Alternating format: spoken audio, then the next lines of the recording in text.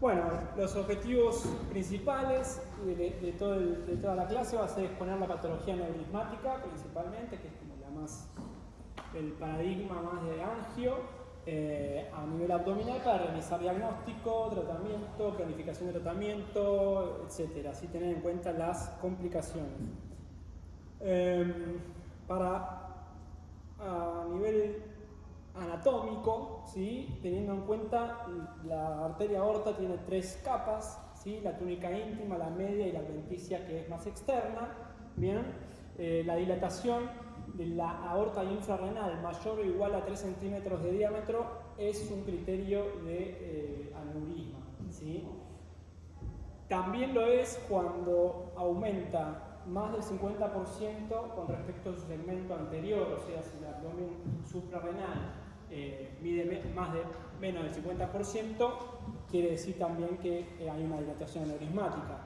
Bien, entonces la mayoría de los aneurismas de aorta abdominal son aneurismas de tipo verdadero, con sus 3 capas involucradas, ¿sí? La más frecuente, por escándalo, es el infrarrenal, ¿sí? Potencialmente mortal, hay mucha bibliografía diferente, es potencialmente mortal, pero los números pueden variar en base a edad, sexo y tamaño del aneurisma, ¿sí?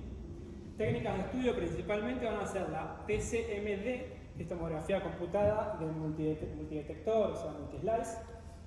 Es el estudio más utilizado en la detección de patología vascular y los protocolos varían en cada centro, ¿sí? Pueden incluir estudios con una fase arterial única, estudios bifases con una fase sin contraste y después una fase segunda en la que hay arterial para evaluar, por ejemplo, endofugas o para ver calcificaciones dentro del saco aneurismático cuando no tengo contraste, ¿sí? Eso va a depender mucho de cada centro. Las diferentes clínicas de trabajo en una se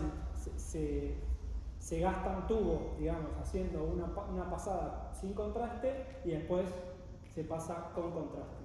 ¿Bien? También vamos a detectar patología parietal, ¿sí? No solo las calcificaciones, sino también los hematomas intramurales, ¿bien? Que se van a ver espontáneamente densos en tomografía sin contraste. ¿Bien?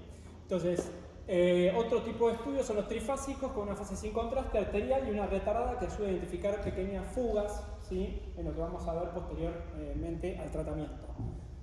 La angiografía es un método que se va a usar principalmente para la planificación y realización de la patología de la colocación de vascular prótesis.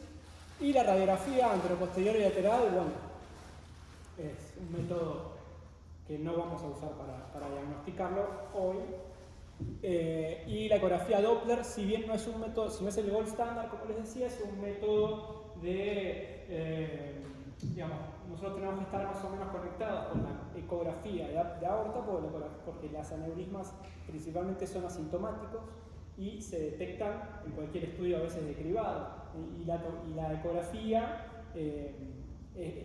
es un poco lo que por otra cosa, ya sea por ejemplo estudios renales, una renosicoprostática, puede uno terminar viendo un aneurisma que no estaba detectado, ¿bien? Entonces la idea es esa, y el Doppler obviamente que también ayuda. Entonces el aneurisma de aorta es una dilatación localizada con debilidad de la pared de la arteria. El 90% de los casos son debido a aterosclerosis, ¿sí? Degenerativos. Hay otros tipos, pero el gran porcentaje se lleva a esto. El resto tiene su explicación en los defectos de la construcción proteica de la pared aórtica y pueden ser infecciones, traumatismos, necrosis, arteritis, son muy poco frecuentes, pero las hay. Epidemiología, 10ª causa de muerte en Estados Unidos, más frecuentemente en varones mayores de 55, 60% son asintomáticos y se descubren accidentalmente, como dije. Los sintomáticos es por algo, ¿sí? El sintomático es por algo. Entonces ya lo vamos a ir a buscar. Y después, respecto de lo que están en aneurismas rotos, obviamente los vamos a buscar en un paciente ya gravemente enfermo en ese caso. Algunas no las leo enteras para hacer más dinámico. Cualquier duda igual me van preguntando, ¿sí? Porque para poder darle dinamismo. Lo que es la ecografía está indicada para realizar, por ejemplo, el screening de la aorta en mayores de 60 años y con pacientes con factor de riesgo, la elección para el diagnóstico inicial y seguimiento para la indicación quirúrgica, y permite realizar mediciones en los planos, ¿sí? Plano longitudinal del aneurisma, no sé si ven ahí arriba, ¿sí? El plano longitudinal con el diámetro anteroposterior y el plano axial con el diámetro anteroposterior.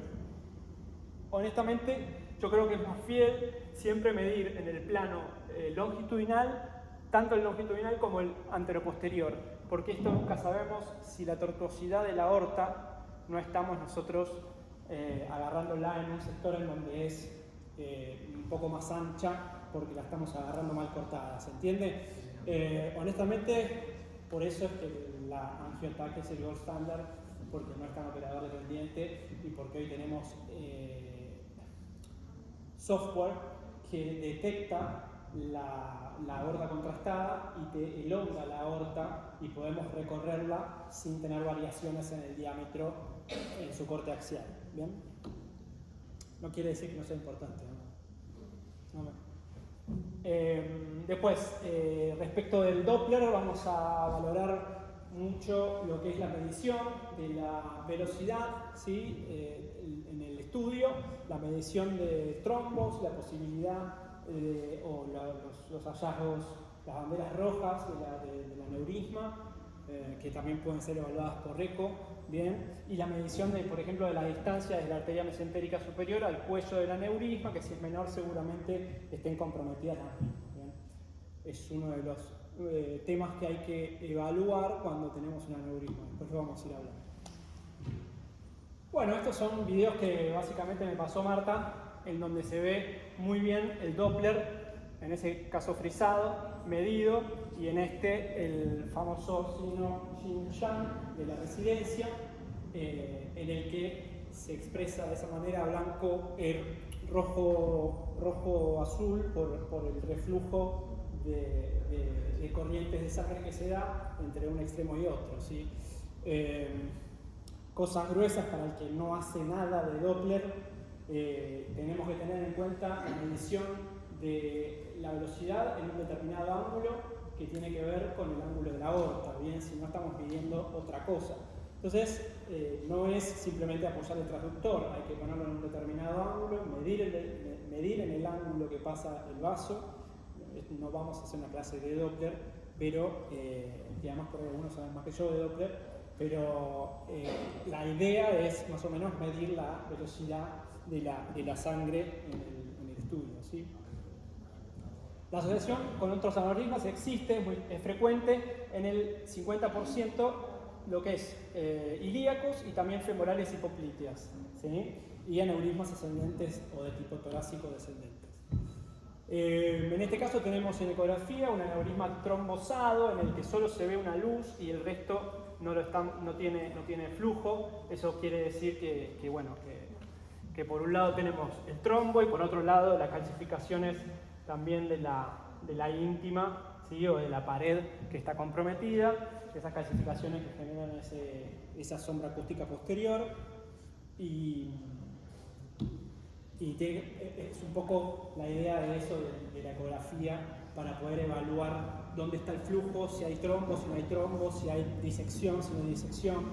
Bien, el riesgo de ruptura del aneurisma va a ir de acuerdo al tamaño del aneurisma. Bien, la medida del aneurisma -5, entre 5 y 7 y mayor a 7 van a variar en esos porcentajes. A 5 años es una proyección importante, entonces siempre hay que tenerlo en cuenta para los diferentes tratamientos. ¿Qué tipo de parámetros vamos a estudiar en un aneurisma?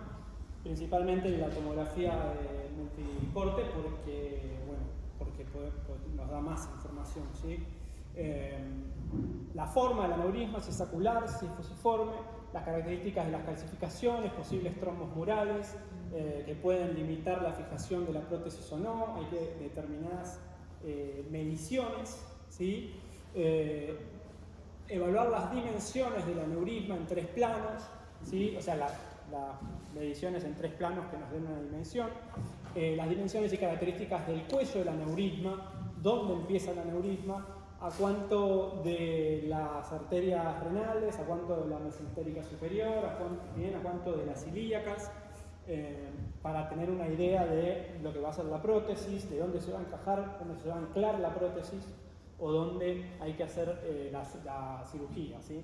La forma del cuello, la angulación, particularmente del cuello, que cuando la aorta es muy tortuosa, ¿sí? Cuando la aorta tiene ya mucha cronicidad, se empieza como a generar, se elonga, ¿sí? Y se genera una tortuosidad que dificulta a veces el tratamiento endovascular, ¿sí? El diámetro de las ilíacas primitivas, tanto izquierda como derecha, hallazgos que pueden influir en el tratamiento como arterias lumbares muy desarrolladas, etc. Después vamos a entender por qué las arterias lumbares son importantes, ¿sí?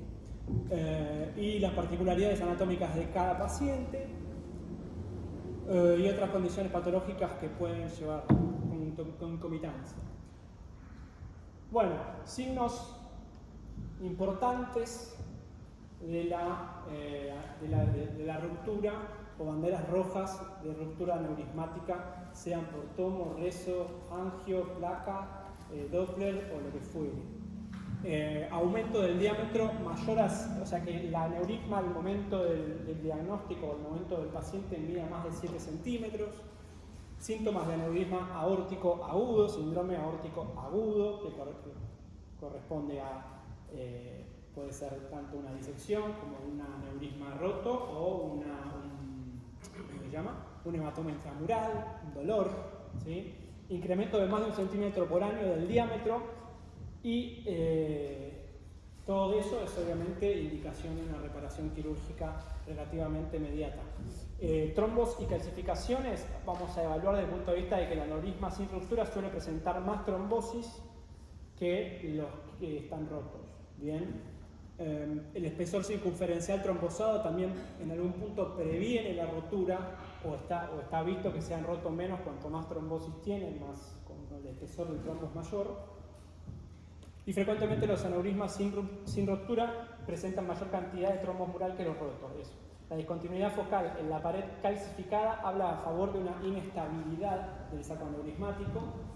Por eso cuando hay calcio siempre hay que seguirlo bien porque es una de las cosas, tanto en la eco como en la tomografía, una de las cosas que se busca en el paciente con síntomas, ¿sí?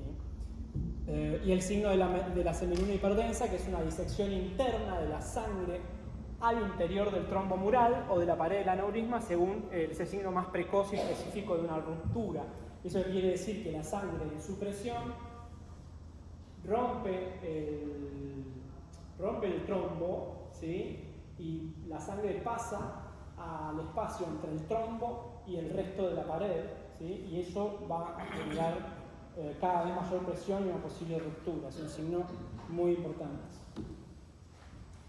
Su reparación se puede realizar mediante cirugía más bien abierta o cirugía endovascular para controlar en el postquirúrgico estudio de angio-TC y cada 6 meses en el primer año y después anualmente. El objetivo principal del seguimiento es evaluar la eficacia del tratamiento, medir periódicamente el diámetro y el cuello. Bien, la complicación más frecuente, más allá de todas las que haya o no, que después vamos a poner, la endofuga es una de las cosas más importantes. Existen 5 tipos de endofuga distintos. Esto es un cuadro para resumen, lo iremos charlando. Endolic, endofuga, es lo mismo, los 5 tipos. El tipo 1 es una fuga al saco aneurismático a través de uno de los sitios de fijación de la prótesis. Por eso es importante el tema de la fijación.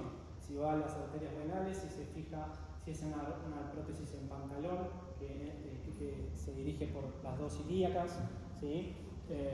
Eso es importante por este tipo de cosas para evitar los endolics tipo 1 que se subdividen de acuerdo a la localización de la fuga en tipo A cuando es proximal, tipo B cuando es distal. No hay mucha ciencia. Se produce una separación entre la prótesis y la pared arterial, creando una comunicación directa entre el saco y la circulación arterial. De esta manera se va a ver ahí, en la inserción de la prótesis, esto es calcio, no es prótesis. La prótesis, ¿puedo hacer así? Esto es prótesis, esto es calcio, eso es prótesis. Entre donde está enganchada la prótesis en la aorta ascendente, este siendo el primer vaso, que sería el tronco brachiocefálico, la prótesis enganchada ahí, anclada ahí, genera un saco de salida de contraste que nos marca un endolic de tipo 1, que en este caso sería A, ¿no? Proximal.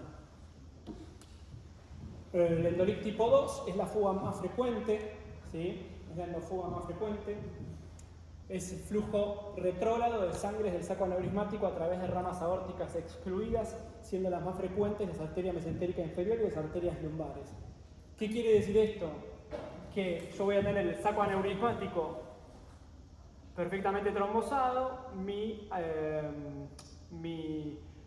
endoprótesis perfectamente funcionante, pero voy a tener vasos que normalmente son arterias lumbares que salen de la aorta y van hacia el lumbar, que por flujo retrógrado del contraste van a terminar como conduciendo el contraste hacia el saco aneurismático. Así como entra el contraste, entra la sangre. Entonces, de esta manera, si bien no es una urgencia y a veces esto se puede generar, se puede seguir con controles, no es muy traumático, bueno, es una de las posibles causas de endofuga que existe y es de las más frecuentes que hay. Yo las veces que detectamos, en general, por lo menos en la suizo, se sigue, no se trata. Endolic tipo 3 va a ser lo que acá se produce el endolic tipo 3 se produce por, no me sale bueno, no importa. Se produce por ruptura parcial, ¿sí?, de la pared de la prótesis, en donde se observa separación o una solución de continuidad de la prótesis y un foco de salida de contraste, ¿sí? Esto sí tiene urgencia, porque el saco aneurismático se va llenando cada vez más y va a ir creciendo, ¿sí?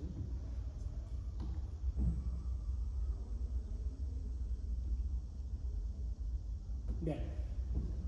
El 4 se produce por porosidad de la prótesis, es como en un endolic más crónico. Este tipo de fuga se identifica inmediatamente después de la colocación, ¿sí?, endoprótesis estando completamente anticoagulado el paciente, y se tiene principalmente como diagnóstico de exclusión, cuando el aneurisma sigue creciendo y no tenemos una causa particular.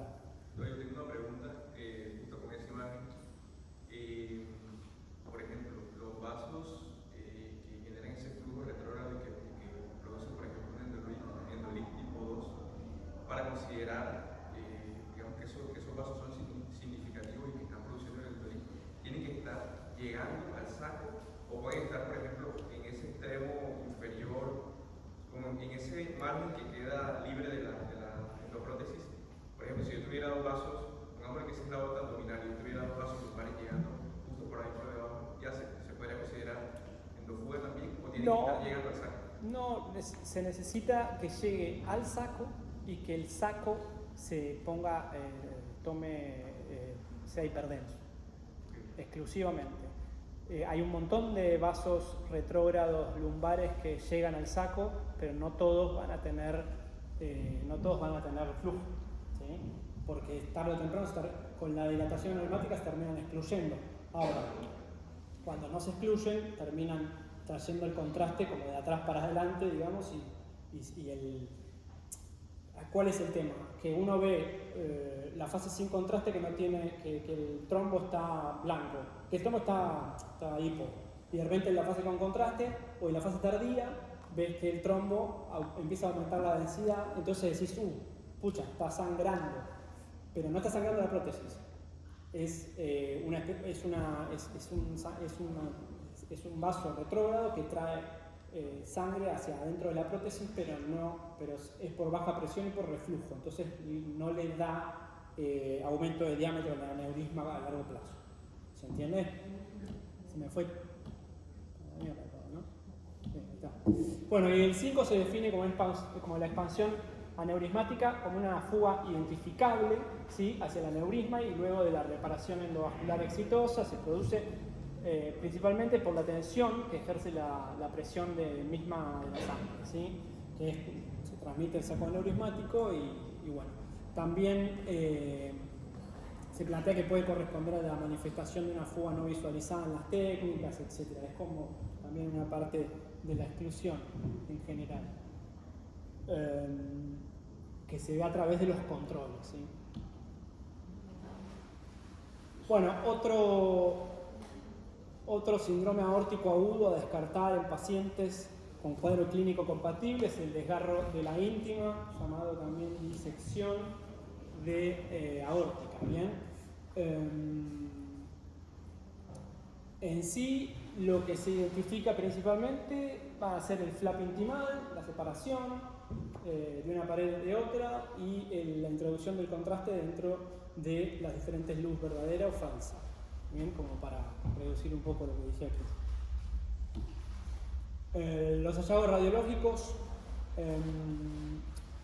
bueno, respecto de lo que es aneurisma o disección, esta iba antes, me parece.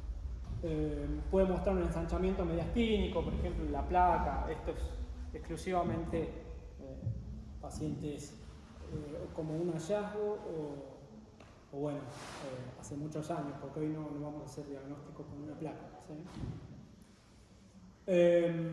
Respecto de la clasificación, desde el punto de vista de la disección, ¿sí? Hay dos tipos, Stanford A, Stanford B. Endolic y Stanford son dos cosas muy importantes, ¿sí? Aviso para el examen. Stanford A va a ser de los vasos supraórticos para arriba y de Stanford B de los vasos supraórticos para abajo, ¿sí? ¿Por qué? Porque la disección puede comprometer mayormente tanto. ¿Qué puede pasar en una disección de tipo A? Que está por delante de los vasos supraórticos. Disecar las carótidas. Disecar el espacio valvular. Disecar las coronarias. ¿Sí? Eso es lo complejo. Las Stanford B tienen menos probabilidades de disecar vasos tan importantes, pero bueno, lo puede hacer. La disección aórtica aguda, bueno, acá todos más o menos vemos en la aorta ascendente, plano axial, vemos el flap intimal que se mete a la arteria coronaria, ¿sí? Esto es ascendente, o sea que viene hasta acá y después baja en descendente, y acá en descendente todavía también tenemos el flap intimal. Vemos ahí también cómo esas líneas hipodensas se meten dentro de los vasos supraórticos, que por lo que creo no estamos viendo el tronco brachiocefálico, sino que es la carótida izquierda y la subclavia. Bien, entonces ello nos va a hablar de la gravedad de la disección. Complicaciones, disección de la arteria mesentérica superior, ¿sí? La arteria coronaria izquierda, con origen en la luz falsa, disección de la arteria renales, ¿sí? Y disección de las arterias femorales. Todos los compromisos pueden llevar a hipoflujos, ¿sí? Aquí y aquí, las arterias renales, que pueden llevar a veces a hipoflujos e infartos de órgano blanco.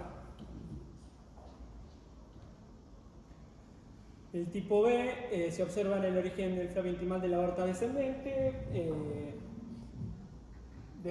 Puede descender en forma de espiral, digamos, son características, pero bueno, no hacen a la importancia. Luz verdadera versus luz falsa. Tercer tema que es muy importante. ¿Sí? ¿Cuál identificamos la luz verdadera y cómo identificamos la luz falsa? La luz falsa va a ser la luz con generalmente mayor diámetro, ¿sí? Mayor área, ¿sí? Va a tener el signo de la telaraña y el signo del pico, ¿sí? Ahora los vamos a ver un poco. La luz verdadera va a tener, obviamente, continuidad con el flujo del vaso no disecado, ¿bien? Y va a estar comprimida extrínsecamente por la luz verdadera, ¿sí? Por la luz falsa, por la luz falsa. Otros signos posibles en el estudio de contraste son el desplazamiento interno de calcificaciones de la íntima, a veces sin el contraste, a veces vemos calcificaciones en el medio de la aorta, justo en el medio del diámetro aórtico, y bueno, eso a veces nos puede llamar la atención y nos puede hacer indicar algún estudio contrastado para descartarlo, ¿sí? Viendo acá el tema de la luz verdadera, fijémonos, siempre la más finita, la de menor calibre, y la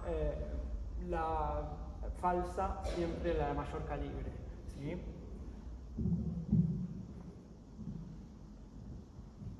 Ahora vamos a ver los signos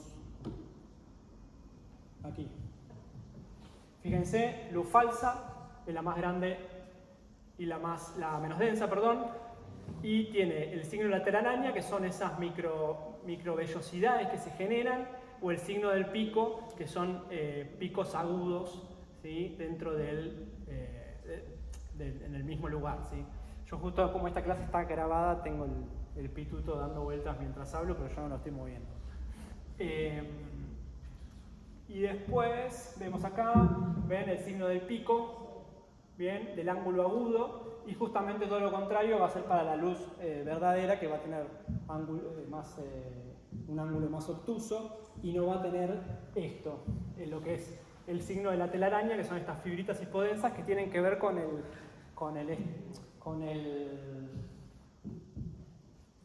los tractos fibrosos que se generan en el desprendimiento en el tracto fibrosos que se generan en el desprendimiento de la íntima respecto de las otras paredes, ¿sí? Bueno, complicaciones de tipo de Stanford A, acá ya vemos, acá nos falta un vaso, la disección de las arterias carótidas genera una pérdida de la luz, a veces total, de la carótida, y bueno, eso genera un hipoflujo cerebral. Y respecto de la perfusión, fíjense cómo hay un área de perfusión y un área de hipoperfusión que no llegamos a identificar, ¿sí? Otra de las causas es el traumatismo aórtico agudo, ¿sí? El traumatismo se da por una desaceleración rápida, con torsión, tiene más que ver embarazos, accidentes y eventualmente lesiones por el cinturón de seguridad, con hiperflexión,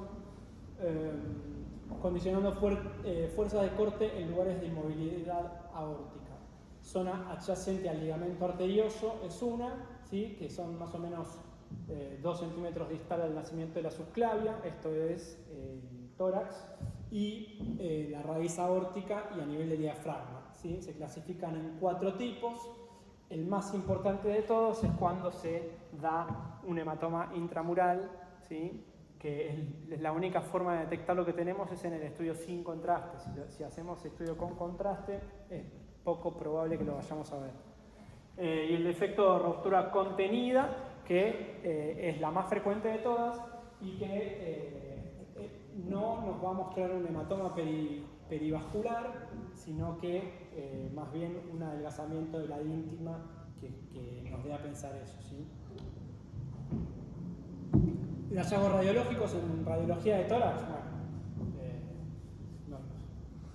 lo importante es la tomografía, la presencia del hematoma periaórtico en continuidad con la pared de la aorta, visualización del desgarro de la íntima o trombo intraluminal o trombo mural, pseudoneurismas, ¿sí? Pseudoneurismas generalmente que se dan en esta zona distal a los vasos supraórticos, ¿sí? Y contorno normal de la aorta, signo de pseudocoartación de aorta, que también lo he visto más en tórax, y en raras ocasiones extravasación activa del contraste, pero bueno, una aorta extravasando es una sentencia, digamos. Bueno, fíjense acá, esta es la zona que les decimos que a partir más o menos de un par de centímetros después de los vasos supraórticos se va a generar ese pseudoaneurisma o esa coartación que genera a veces el traumatismo aórtico, ¿sí? Después, enfermedad oclusiva, síndrome de Ehlers, es relativamente frecuente. Esto sí, por ahí lo van a ver un poco más en la parte de ecografía. Es una arteriopatía oclusiva de aorta abdominal distal que va a estar causada por la obliteración de la aorta y las ilíacas, ¿sí? La tríada del síndrome de Ehlers es impotencia, claudicación en la pelvis y ausencia de pulsos femorales. Todo esto comprometido por todo el eje ilíaco, tanto interno como externo. Si pensamos un poco de lógica, tiene hallazgos radiológicos en TAC, identificar el grado de extensión de la estenosis y de la oclusión en la aorta abdominal infrarenal, así como la presencia de vasos o no colaterales, ¿sí? Y tanto arteriales como venosos, tener en cuenta también el retorno venoso como a veces existen varices endopelvianas y bueno, etc. Vemos acá la aorta, si bien el tamaño es normal, tenemos mucho calcio parietal y defectos de relleno de tipo trombótico en donde no se ve opacificación adecuada de la arteria. Vemos acá el sagital también con arteria mesentérica superior adecuadamente opacificada, tronco celíaco adecuadamente opacificada, pero la aorta distal no.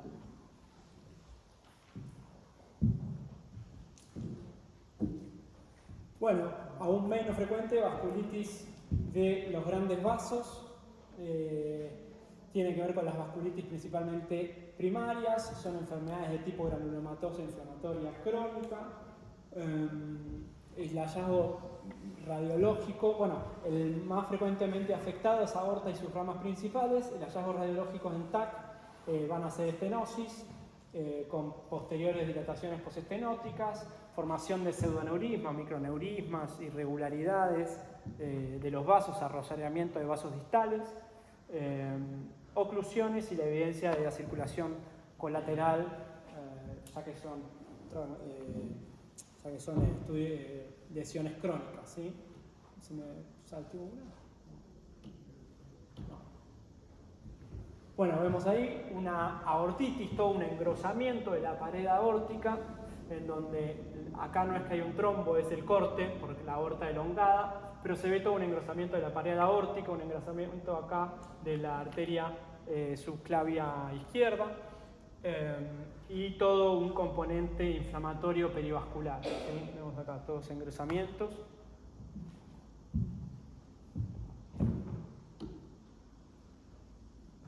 Como para repasar un poco el tema, que no dije nada, el tema de la realización de los estudios en tomografía multi-slice. Para hacer estudios angio necesitamos determinadas características, un tomógrafo relativamente rápido, de 16 filas en adelante sería lo mejor, y una bomba, lo mejor sería una bomba de doble sistema, ¿sí? En el que se administre contraste en un sistema y después se administre solución fisiológica para empujar el contraste. A veces no hay, a veces hay bomba simple y bueno, y a veces a pulmón, pero lo ideal es tener un flujo con la bomba a 4 mililitros por segundo, ¿sí? Del contraste más parecido a 350 miligramos de yodo por decilitro, ¿no? O sea, es el contraste más denso, ¿bien? Y bueno, la idea es pasarlo a la mayor flujo posible, ¿sí? Para poder justamente visualizar un tiempo arterial perfecto sin que esté manchado por los tiempos venosos, ¿sí?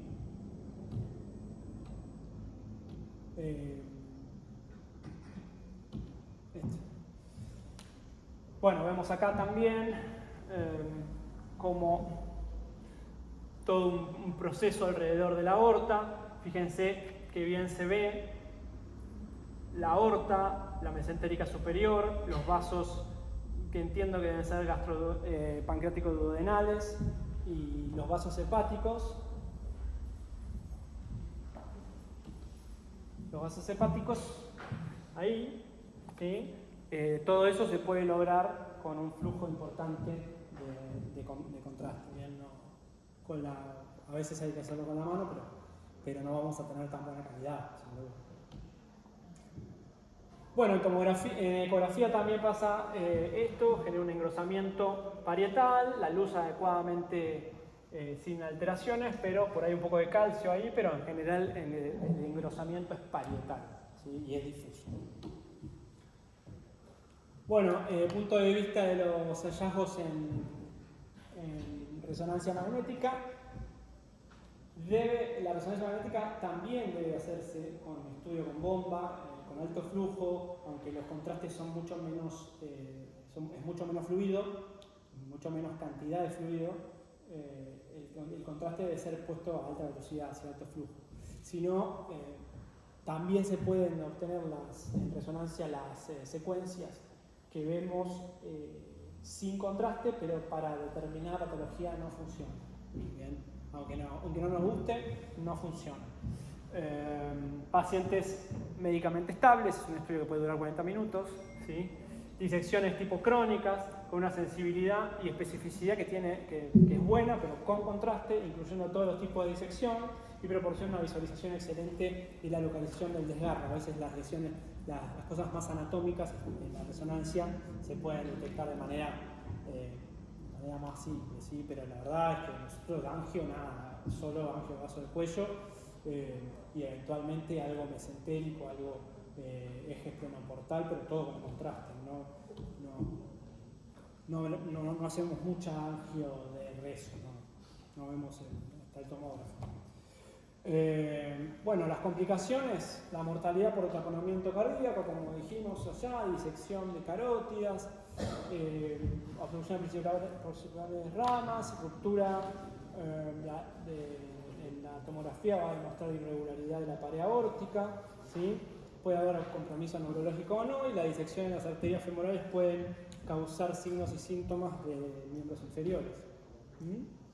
Y ruptura aneurismática, ya a lo que es el signo de la ruptura ya instaurada, vamos a ver directamente el hematoma retroperitoneal, perirenal o pararrenal, digamos, en todos los compartimientos del retroperitoneal puede filtrarse sangre de alta presión, puede separar algunas estructuras, signo de extravasación de contraste activo que sugiera sangrado activo, stranding periaórtico, que es el aumento de la densidad lineal de la grasa mesentérica o del tejido de las partes blandas, le hace rarefacción de la grasa o trabeculación de la grasa. El signo del abrazo aórtico, que es un signo en el cual, ahora lo vamos a ver, se pierde el plano de clivaje, digamos, entre la aorta y la grasa periaórtica, ¿sí? Ya no lo podemos delimitar. Signo de la semiluna, es lo que habríamos dicho, es una imagen bien definida en la periferia de un trombo, cuando vemos sangre del otro lado del trombo de la luz, ¿sí? Y alteración de la morfología de la pared aórtica. Vemos ahí sin contraste, en donde tenemos calcio en toda la aorta y justo acá ya no tenemos más calcio y se pierde el plano de clivaje, ¿sí? Entre los músculos psoas y el vaso, ¿sí? Y de esta manera lo mismo.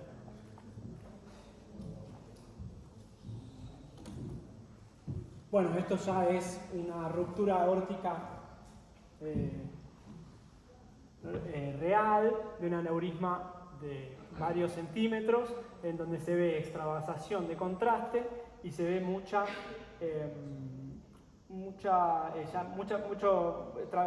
trabeculación de la grasa y ya directamente sangre, ¿no? Como densa, ya a nivel del retroperitoneo. Bien. Bueno, y el hematoma intramural aórtico es una hemorragia espontánea de la vasa vasorum que va a sangrar en la capa media, ¿sí? Sin asociarse a en sí a un desgarre de la íntima. Bien, esto es solo de la capa media. La clasificación tiene que ver con el sistema de Stanford también y es un precursor aparentemente, o se piensa que es un precursor de la disección aórtica. Y el tema de las complicaciones son las mismas complicaciones que pueda generar la disección. En los ataques sin contraste se debe realizar porque el estudio torácico es lo que da la sospecha de disección aguda y el material de contraste dentro del vaso va a ocultar el hematoma intramural por la densidad, queda todo súper denso y eso hace que la hiperdensidad del hematoma ya no se vea.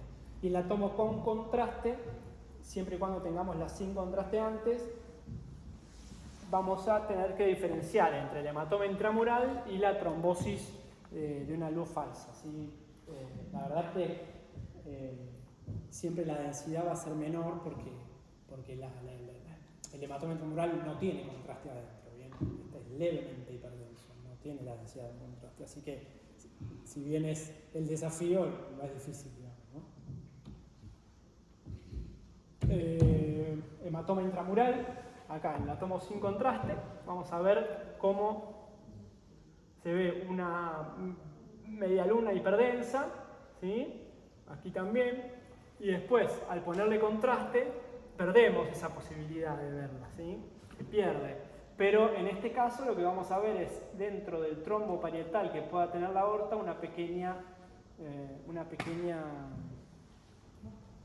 ulceración de la capa teramatóxica que probablemente es lo que esté generando el hematoma. ¿Bien?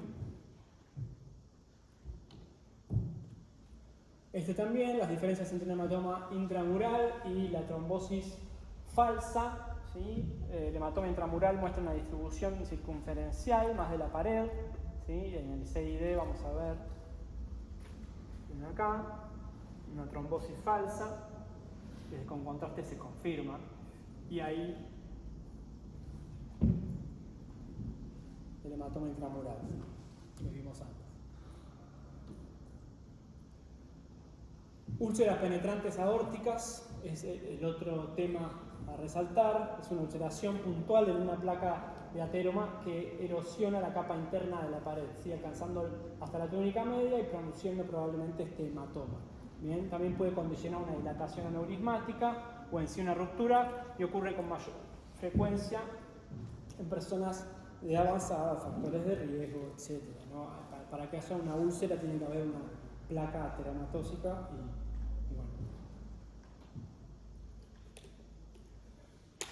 y bueno, dice que es rara en la aorta ascendente, ya que el rápido flujo sanguíneo desde el ventrículo izquierdo proporciona protección en sí contra la aterosclerosis. Los hallazgos sin contraste, ya más o menos lo vimos, vamos a ver calcificaciones de la íntima, ¿sí? Y con contraste se va a ver la protrusión en la pared aórtica con material de contraste que se va a ir de la luz hacia el trombo, ¿sí? Una pequeña ulcerita. Vemos acá, úlcera penetrante, ya con sangre intramural, y vemos acá sangre intramural.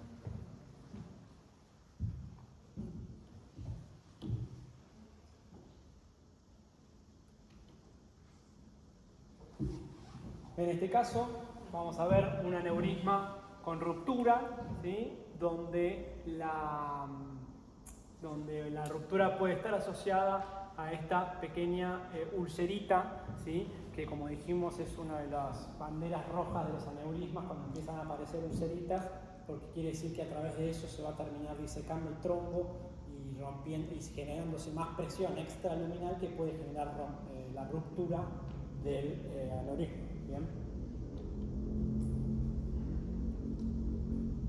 Ahí estamos, hematoma periaórtico, empieza a ver ya el stranding, la rarefacción de la grasa, ya como pega acá contra el parietocólico, este es el colon, todo esto es retroperitoneal, y un hematoma y un aneurisma que debe medir por lo menos 6 centímetros, 7 centímetros.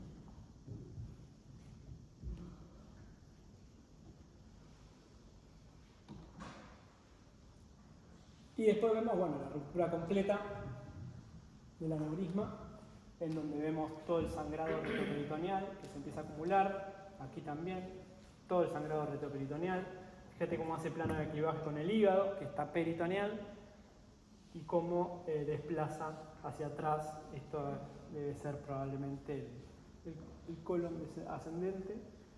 Y en este gráfico lo mismo, desplaza todo hacia adelante y el hematoma se va a colocarse principalmente en el peritoneo, en el retroperitoneal.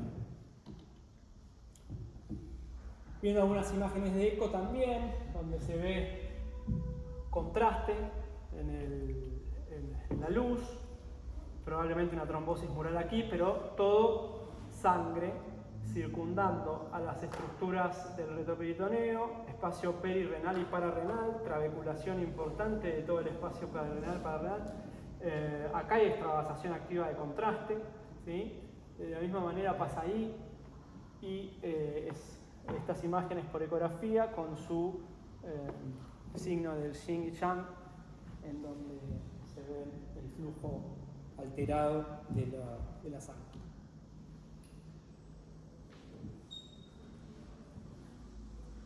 Este es un video que me mandó Marta que muestra un poco eso, muestra la trombosis mural y los trombos de flotación libre, que son como trombos en los que ya vamos a tener algún grado de bandera roja, o sea que quiere decir que están flotando porque se está empezando a meter sangre entre la pared y el trombo, y eso es por alguna úlcera que perforó el trombo y que generó esta semiluna hiperdensa que estamos hablando. Bueno, después temas de aneurisma poco frecuente, una masa abdominal pulsátil que terminó siendo una fístula aortocava. Todo órgano que se toca y está en movimiento y es crónico puede terminar generando algún tipo de fístula. Eso va a generar una fístula arteriovenosa, donde se va a generar todo un trastorno de tipo fisiológico, y por ahí se presentan con insuficiencia cardíaca asociada a esto, digamos, ¿no? Fístula aortoduodenal, yo nunca vi. Y bueno, las indicaciones de tratamiento endovascular de todo esto, la duración a largo plazo, las indicaciones, digamos, las indicaciones para realizar el tratamiento: pacientes añosos, pacientes con alto riesgo quirúrgico, ¿sí? Todo ese paciente se va a tratar endovascularmente. Y una de las contraindicaciones es que tenga una sobrevida por factores de riesgo o por alguna otra patología. Primero la hicieron de 2 años y después la hicieron de 1 año. O sea, que el paciente, pongamos un paciente que tenía un secundarismo pancreático hepático con aneurisma, no es que no se ponía, pero el plan médico obligatorio no lo cubre, ¿sí? Digamos, no le puedes poner lo que quieras al paciente, pero digamos, no está indicado, ¿bien? Entonces tiene que ver un poco la sobrevida y el tema, ya que además generalmente las prótesis endovasculares son muy costosas, y bueno, es todo un tema. Indicaciones morfológicas: cuando el cuello proximal está más de 10 milímetros, cuando mide más de 10 milímetros de largo, cuando el cuello proximal tiene menos de 32 milímetros de diámetro, la angulación tiene que ser menor a 60 grados, las arterias ilíacas que no estén muy tortuosas y que estén permeables, ¿sí?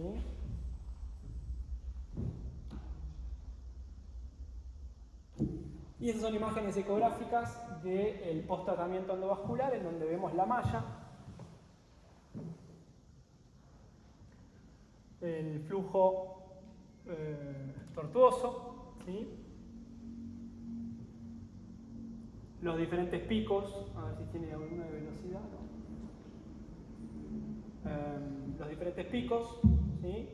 Y como en este caso la aorta no está, quiere decir que el transductor no está puesto exactamente perpendicular a la piel, porque la aorta está yendo está yendo a posterior, ¿sí?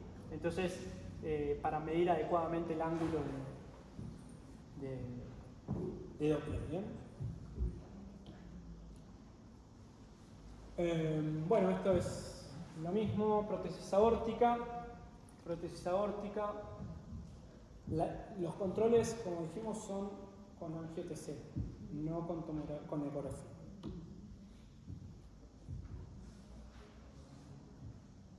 Acá vemos complicaciones posteriores, como pueden ser lesión de la pared, ¿sí?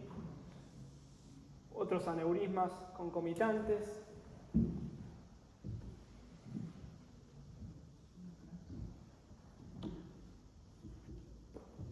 Desde el punto de vista Doppler, ¿para qué nos va a servir? Para la medición del tamaño del aneurisma, la presencia del flujo por dentro de la prótesis, la ausencia de flujo periprotésico, o sea, identificar endolix con ecografía, la presencia de flujo en las arterias renales y adecuadas velocidades de flujo de las arterias ilíacas, para ver justamente que no estén estenosadas.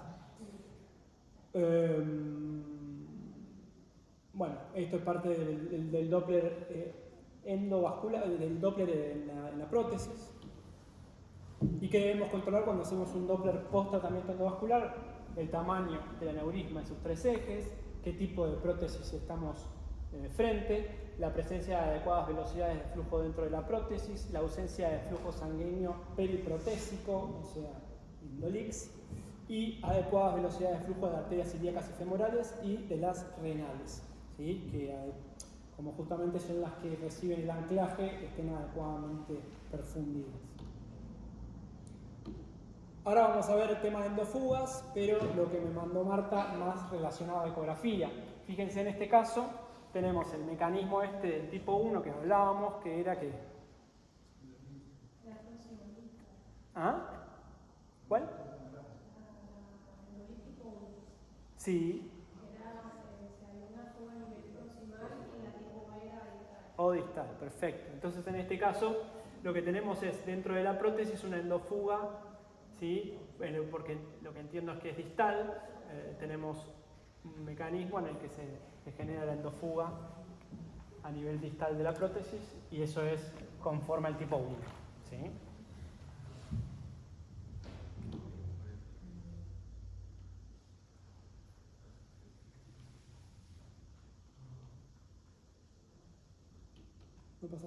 Ahí está. Bueno, esto es una angiografía en el que está administrado el contraste y vemos como acá, a nivel de la inserción distal de la prótesis en pantalón de la ilíaca izquierda, se genera una endofuga, ¿sí? De tipo B, 1B. Este es del tipo 2. Este es el que tenía que ver con las arterias lumbares remanentes, en donde vemos la prótesis y el flujo alrededor y dentro del trombo, ¿sí? Tiene que ver con el tipo 2. Si tienen dudas, me preguntan, pero bueno, en este caso, a ver, me ubico. Vemos acá el temprano, el arterial y acá el tardío, en donde vamos a ver acá en el arterial una pequeña... Ahí está. Una pequeña opacificación acá, dentro del saco, ¿sí? Esto siendo la rama de la mesentérica superior y estas ramas de menor opacificación que pueden ser las que van a dar después en el tiempo tardío la endofuga de tipo 2, ¿sí?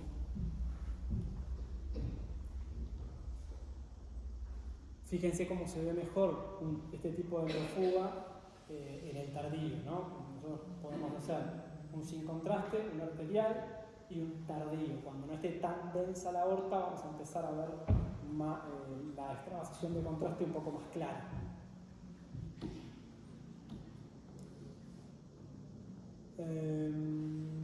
Esto, bueno, es más de lo mismo. Y acá vamos a ver otra vez el tipo 1, pero en este caso va a ser proximal, ¿sí? la extravasación. Pero a este no tengo video.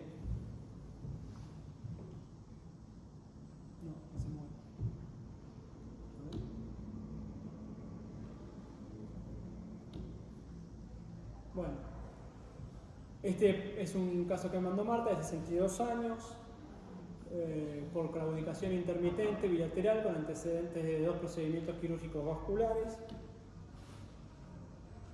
en donde vamos a ver una prótesis con diferente, con escaso flujo, tanto adentro como afuera. Ahí en la aorta proximal vamos a ver ya mayor flujo a nivel de la salida de la mesentérica superior.